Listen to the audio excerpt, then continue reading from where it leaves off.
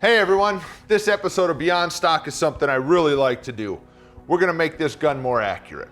So we're gonna focus on 3 simple enhancements that can be done to the rifle relatively inexpensively at just a little bit of effort that is massively gonna help your groups.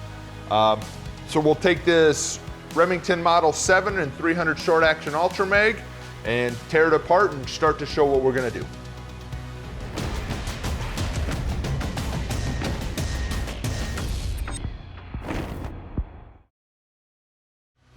All right, so we're just gonna clear this gun.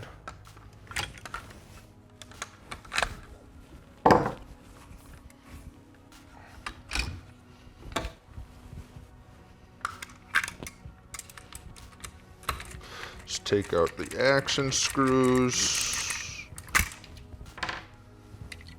Take out the rear action screw.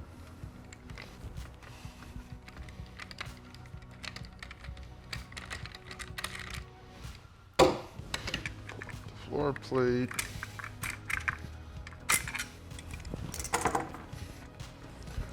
Take out the gun. So now that we've got the action out, we can really start working on the stock to get the enhancements done to it to hold that action a little tighter.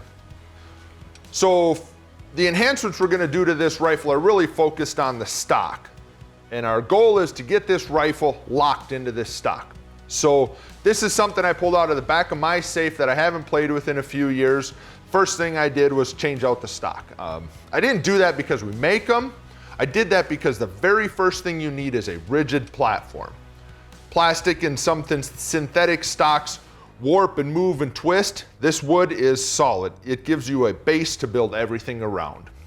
With that, it also has a free-floated barrel channel, which allows the harmonics of that barrel during firing to vibrate and move as they need, so there is no contact anywhere in that barrel.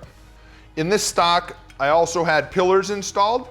What the pillars do is they control the up and down movement of your action. It allows you to tighten your screws and your action together to a consistent spot and to control the up and down movement. The last thing we're gonna work on is glass bedding the recoil lug area and the rear tang area. What that's gonna do is stop the action from moving back and forth during firing or side to side. So all 3 of these things will allow us to lock this action into this stock so we can control it, and our accuracy is gonna improve because it's not moving.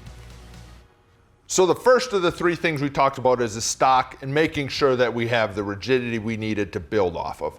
So this laminated stock is super rigid. It's not gonna bend or flex, kind of like these mass-produced stocks that most of the rifles come on. So these, you can feel them twisting and turning and bending in them, and I could probably actually break this one. So we'll see. Yep, so we can't build off of that. That's not a good way to start. So we're gonna stick with this one. Next we have pillars. So pillars are steel or aluminum sleeves that are put into the stock that control the distance between the floor plate and the action. So as you're tightening up your action screws, it's gonna pull them together to a consistent spot so you can really torque them down and clamp them into this stock. What that does is controls the up and down movement of your action. You're not gonna get any variation this way. During our manufacturing process of stocks, you can get an optional upgrade of getting the pillars installed. We'll ream them out, drill them, surface them off for well under $100. But if you have a stock that you really like already in action, you can take them to a local gunsmith, and about $200 they'll be able to install them for you just to get that rigidity. The third enhancement for accuracy is glass bedding. What we're gonna accomplish by glass bedding is stopping our action from moving back and forth or left and right during the firing process. So what we're gonna do is put some bedding compound in the lug cut of the stock, which is gonna form and contour the lug, so it's gonna hold it right in position. We're also gonna put a little bit on the bottom of the receiver to kind of cradle that action from moving around there. So we'll just mix up our bedding compound, put it in there, and watch us putting it together.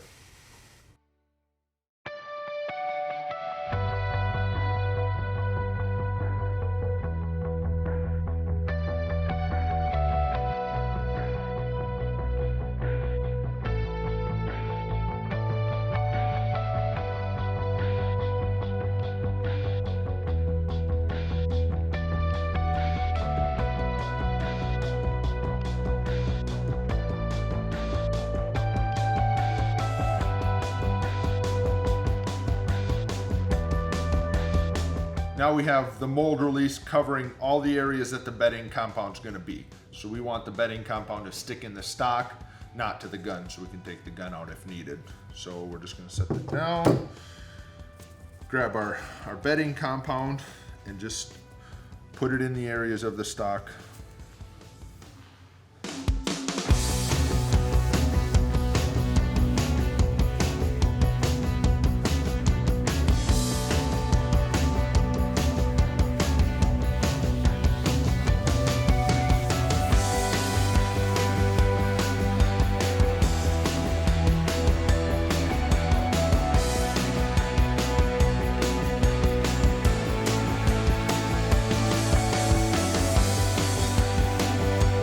So now that we have the compound in, we're ready to put the gun in there.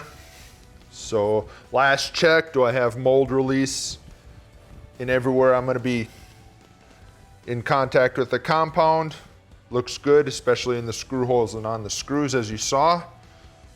And then we just slide it in. Squeeze it down. You'll be able to see a little bit oozing out the sides.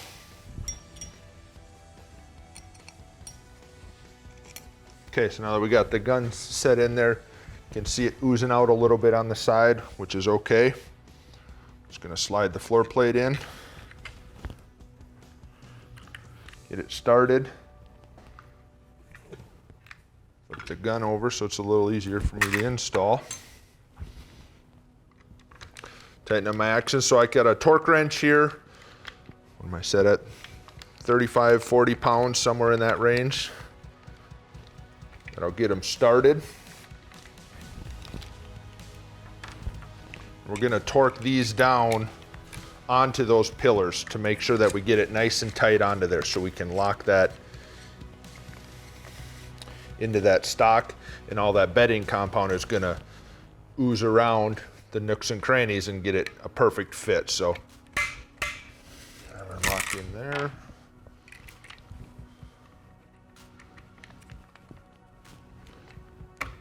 Locked in there.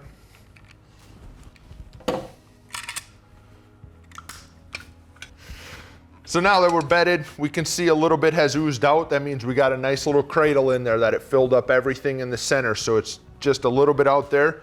Once this is cured, we'll be able just to pick that off. It's not a big deal. Everything else looks okay. So we got to let this cure for 24 to 36 hours just for everything to set up before we can do anything. So we started with the stock, getting that rigid platform here in the center. We're not going to get any flexing, bending, moving, or anything with this laminated stock. It's going to hold that action tight. Our free floated barrel allows the barrel harmonics to not be impeded as it's being fired. The pillars that we installed into the stock allowed us to get that nice torque to 40 inch-pounds down in that action. That's going to hold that action and that floor plate together in that stock, nice and tight. Finally, the bedding compound in that lug and on the bottom of the receiver is going to stop us from moving back and forth during the firing. And this cradle under the receiver is going to hold it on the sides nice and firm so we don't get any side to side movement. So we're just going to let this cure, clean it up a little bit, and we're just going to take it out to the range.